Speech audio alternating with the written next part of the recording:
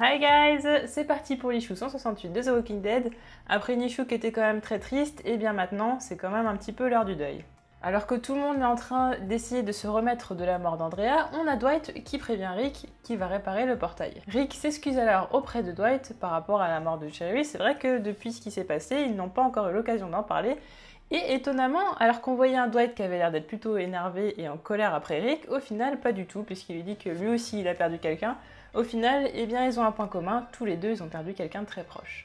La voix de John retentit, il va exprimer ses condoléances à Rick, dire qu'il a toujours respecté Andrea, et il va également lui dire que c'est grâce à elle qu'ils sont venus l'aider une dernière fois. Rick les remercie, mais quand même il va lancer une petite pique puisqu'il va dire « Bah oui, mais bon, ça aurait été bien si vous étiez quand même venus un petit peu plus tôt ». Mais bon, il les remercie quand même. John, ne voyant pas du tout Cherry arriver, commence à se poser des questions, donc il n'arrête pas de demander à Rick où est Cherry. Donc Rick essaye un petit peu de noyer le poisson, il essaye de calmer le jeu, mais John surenchérit, il lui redemande encore où est Cherry, et là Rick n'a plus qu'à dire la vérité, il lui dit qu'elle est morte, que c'est un accident et que c'est lui qui l'a tuée. John et les Saviors vont alors pointer leurs armes contre la communauté d'Alexandria et la communauté d'Alexandria va faire de même par rapport aux Saviors. Alors qu'il y a un moment de grande tension, Negan va intervenir alors que Dwight lui n'est pas du tout d'accord, ça c'est toujours le cas, mais Rick va lui dire de laisser faire. Negan va commencer directement par traiter les Saviors d'ingrats et leur dire que s'ils sont en vie, c'est tout simplement grâce à lui mais aussi grâce à Rick Motherfucking Grimes.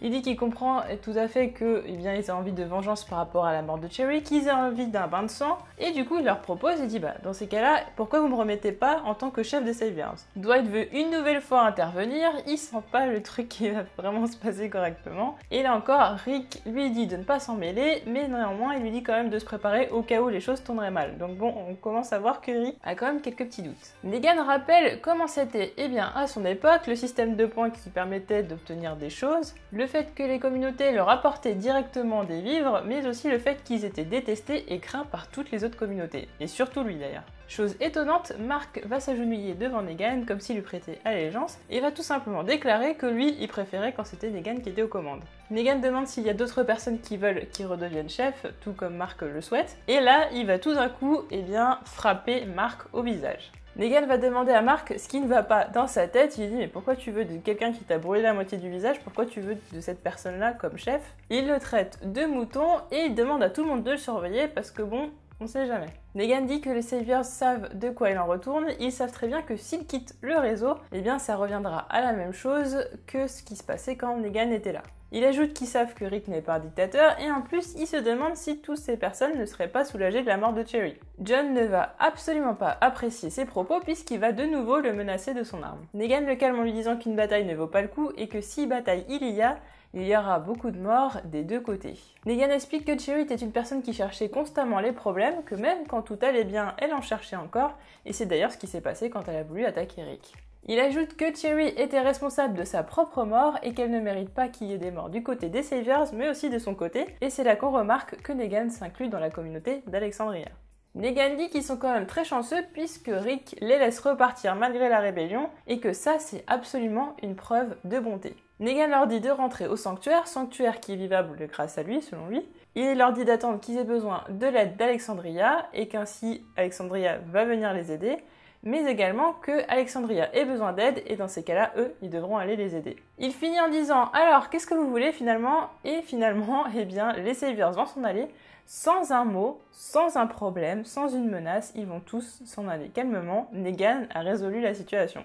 Il se retourne ensuite et exprime ses condoléances à Rick, et là on voit quand même que Negan a l'air très peiné. Rick ne va cependant pas répondre. Alexandria brûle ces nombreux morts qui sont tombés sous la horde qui a été amenée par Beta, et c'est donc l'heure du recueillement. D'ailleurs on voit quelques personnages pleurer, on voit quelques personnages qui parlent de leurs proches, mais on voit également Jésus qui dit à Aaron qu'il a vu le père Gabriel, qu'il était resté comme ça aussi longtemps, et que ça l'a totalement choqué. Il faut dire que la mort de Gabriel était quand même assez choquante, et que jusqu'ici personne ne l'avait encore trouvé, et on imagine bien qu'il doit être dans un état qui doit être assez choquant. Le soir arrive, Carl et Lydia vont voir Rick dans sa maison, Rick lui souhaite bonne nuit, cependant Rick ne répond pas quoi que ce soit, il reste stoïque, il ne réagit pas et Carl est très inquiet, mais ça en va tout de même. Une fois que tout le monde est parti se coucher et qu'il n'y a plus personne à l'extérieur, Rick va enlever son bras et va sortir dehors. Alors que l'on se dit qu'il va se recueillir encore une fois sur la tombe d'Andrea, en fait non, il va tout simplement dormir sur celle-ci.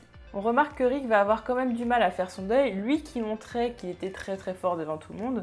Au final, il est totalement effondré. Encore une issue que j'aime beaucoup, pourquoi? Parce qu'on voit beaucoup Negan. Et Negan, encore une fois, il aurait l'occasion de trahir Rick, il ne le fait pas. À chaque fois, voilà, à chaque fois on a un petit frisson, on se dit, ça y est, c'est le moment où il va trahir Rick. En fait, il a toujours été méchant, et en fait, ça n'arrive jamais. À chaque fois, il nous surprend. Là, il me surprend totalement. À un moment donné, voilà, il nous fait croire qu'il est encore méchant. Pourquoi vous ne mettez pas encore en chef des Saviors? C'était bien quand j'étais là, et puis les gens, ils avaient peur de nous, etc.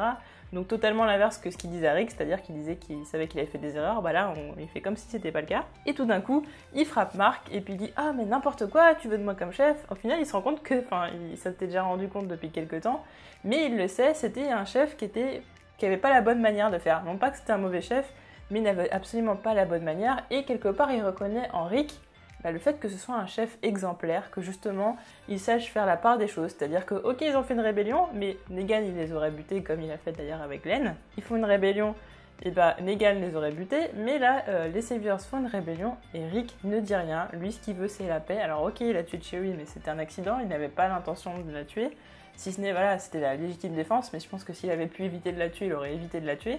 Et du coup, voilà, ce qui fait que Rick, c'est quand même quelqu'un de bon. Et en plus de ça, bah, je pense que Negan a pris les devants aussi parce que Rick n'était pas en état. Il l'aurait fait, en état de se charger de tout ça. Mais là, il a perdu sa femme. Negan sait ce que c'est d'avoir perdu sa femme. Et du coup, il s'est dit, bon, voilà, il a quand même un trop plein d'émotions. Il s'est quand même passé beaucoup de choses. Il a tout sur les épaules. Il a toutes les communautés. Il a tous les problèmes sur ses épaules. Là, en plus, ils viennent de finir de faire en sorte que les hordes s'en aillent. Et maintenant, il faut encore faire face à des problèmes, et c'est là que Negan, il est là quand même pour soutenir Rick, donc il prend sa place l'espace de quelques temps pour faire en sorte de faire partir les Saviors, surtout que qui mieux que lui peut connaître les Saviors, à part Dwight. Le problème, c'est que Dwight, c'est quelqu'un de très nerveux, qui ne réfléchit pas trop techniquement, voilà, il réfléchit vite fait quand même, et c'est quelqu'un de très sanguin, et c'est du coup ce qui fait que c'est pas quelqu'un qui va diplomate, c'est pas quelqu'un qui va falloir pour ce genre de situation. En temps normal, Negan, ça l'est pas tellement, mais justement, c'est là où on voit qu'il a mûri, où on voit qu'il a appris, que c'est devenu quelqu'un de bien, en côtoyant justement Rick dans sa cellule. Il était tout le temps dans sa cellule, mais Rick le voyait très souvent. Donc il a vu comment les choses se passaient, Carl lui a raconté aussi, et du coup, il a beaucoup appris, et c'est là où on voit en œuvre, voilà, il met vraiment en œuvre ce qu'il a appris, et ce qui peut encore nous dire que peut-être que Negan sera le successeur de Rick, avant que Carl prenne la relève. Je ne sais pas. En tout cas, une chose qui était très intéressante dans cette Letteract, c'est le fait que Robert Kirkman a dit, je ne sais plus qui avait posé une question, juste quelqu'un avait posé une question sur le fait que Magna pourrait sortir soit avec Negan, soit avec Rick. Et ce qu'il a répondu, c'est que si Rick devait être avec quelqu'un, ça ne durerait pas longtemps. Donc ce qui se fait que du coup, je me dis que ça pourrait être peut-être pas Michonne. Et aussi, je me dis peut-être ça veut dire qu'il va mourir. Mais comme il disait... Voilà, il peut très bien mentir, il peut très bien raconter n'importe quoi pour nous mettre le doute, ça, il l'a déjà fait. Donc je ne sais pas, mais c'est vrai que je pense qu'on est quand même sur une pente descendante où on va voir la déchéance de Rick. Surtout le fait de le voir s'allonger sur la tombe d'Andrea, ça veut dire que même s'il montre devant tout le monde qu'il va bien, il ne va pas du tout bien. Et c'est là où ça m'intéresse de voir comment Negan va prendre les choses en main, parce que Carl, j'ai l'impression qu'il est plutôt impuissant par rapport à ça, il est encore trop jeune je pense. Et là, Negan va quand même jouer un grand rôle là-dedans.